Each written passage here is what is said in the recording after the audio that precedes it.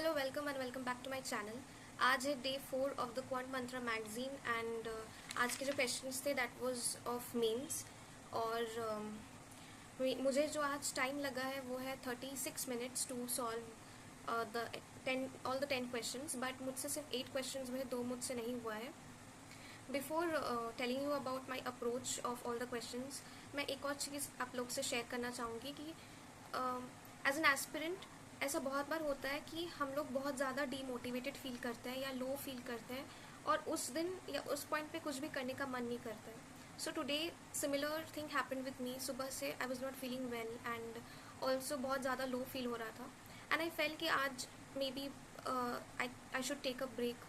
मुझे ना मॉक देने का मन कर रहा है, ना मेरा डेली जो स्केड्यूल है वो फॉलो करने का मन कर रहा है। But you know these are the moments that you need to show up and maintain that consistency. So even though I'm not feeling well, but I literally pushed myself कि नहीं, चाहे वो एक ही मॉक दूँ या सिर्फ PDF ही solve करूँ in a day, but I should maintain that consistency. And I feel हर एक एस्पिरेंट के लाइफ में ये एक चीज़ होना चाहिए to stand out. Okay, so DI जो था that was doable and easy भी था once you decode the values. I share my solution on the screen. इसमें वही था कि अगर आपको परसेंटेज से फ्रैक्शन कन्वर्ट करना आता है easily, so you can easily get the values. पहले तो वो रॉन्ग नंबर सीरीज से आपको m का वैल्यू निकालना है, पैटर्न समझना है। इस बार थैंकफुली मेरा रॉन्ग नंबर सीरीज मुझे वो समझ आया कि पैटर्न क्या था एंड मेरा m का वैल्यू 900 आया है। The next question was a in that was a conditional question, that is a is equal to b into c, फिर a जो है d का हाफ है उसका वैल्यू। एंड इसमें एक चीज़ जो दिया हुआ था वो है that b is the even cube of a prime number, so eventually b is 8 and once we get b we can like hit and trial the value of d जिससे हमको a का वैल्यू मिल जाएगा and with that we can get the value of c.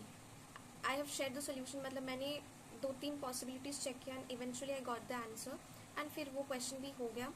7 जो number question था that was a bit time taking.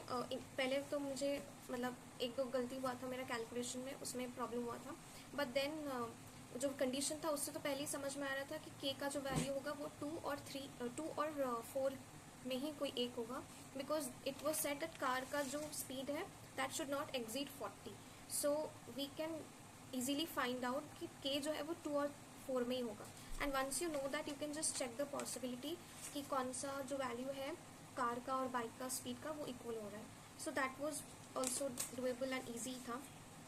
And then the quadratic equations, so equations तो solve हो जाने से क्वेश्चंस इवेंचुअली सॉल्व हो गए थे।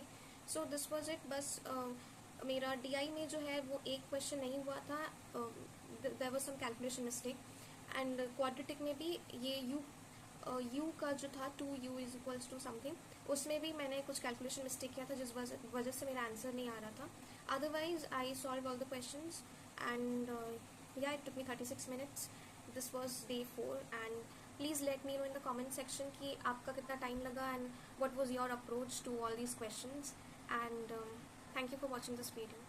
See you in the next video.